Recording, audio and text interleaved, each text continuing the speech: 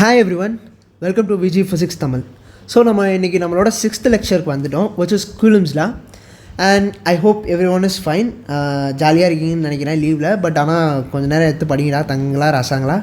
ஏன்னா இப்போ நம்ம படிச்சிட்டோன்னா சாப்டர்ஸ் ஈஸியாக முடிச்சிட்டோன்னா அப்படியே டக்குன்னு முடிச்சிடலாம். அப்படியே கட்சி நேரத்தில் ஸ்ட்ரெஸ்ஸாக தேவையில்ல.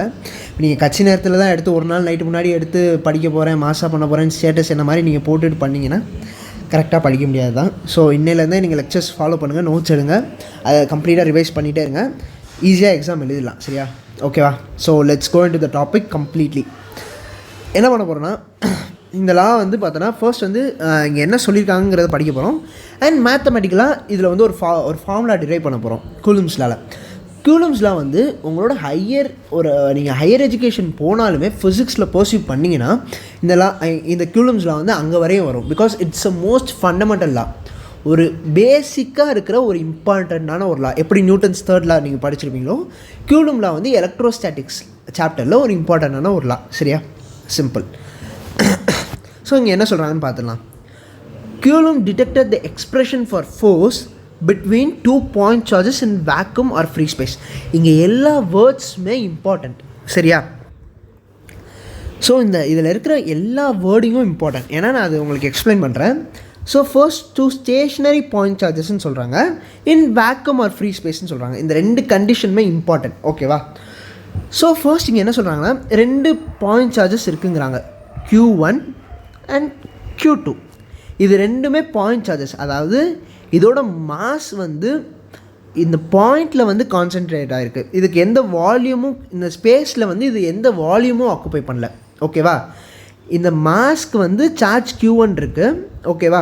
அண்ட் இது வந்து ஒரு பாயிண்டில் ஆக்குப்பை ஆகிருக்கு, சரியா? இதோட மாஸ் M1 இருக்கலாம், அண்ட் இங்கே வந்து மாஸ் M2 இருக்கலாம். இப்போ மாஸ் நமக்கு இம்பார்ட்டன்ட் கிடையாது. பட் ஆனால் இந்த சார்ஜ் பார்ட்டிக்கலுக்கு எந்த ஒரு வால்யூமும் கிடையாது, ஏரியாவும் கிடையாது. It's a point sized particle, சரியா? அதான் சொல்ல வராங்க பாயிண்ட் சார்ஜஸ்னால்.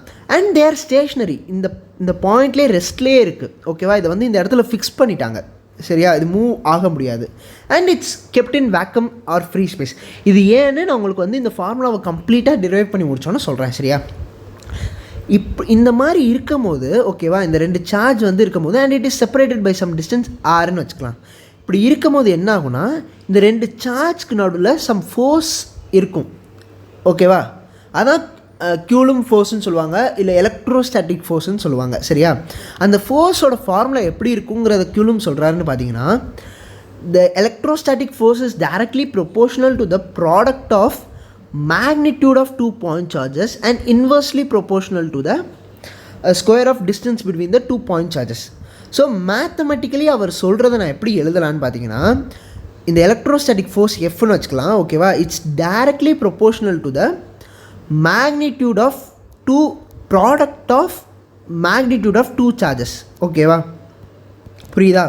இது வந்து மேக்னிடியூட் ஆஃப் சார்ஜ், ஓகேவா? இது பாசிட்டிவாக நெகட்டிவாக, இது பாசிட்டிவாகவும் இருக்கலாம், நெகட்டிவாகவும் இருக்கலாம். அண்ட் இஃப் இட் இஸ் பாசிட்டிவாகவும் நெகட்டிவாகவும் இருந்தாலும் அதோட மேக்னிடியூட் எடுத்தால் அது பாசிட்டிவாக மட்டும்தான் இருக்கும். அது தெரியும்னு நினைக்கிறேன் நிறையா பேருக்கு, எல்லாருக்கும். ஐ மீன், ஸோ இது வந்து ஃபர்ஸ்ட் கண்டிஷன், சரியா?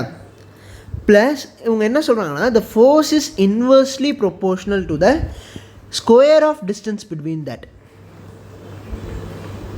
சரியா? ஓகே.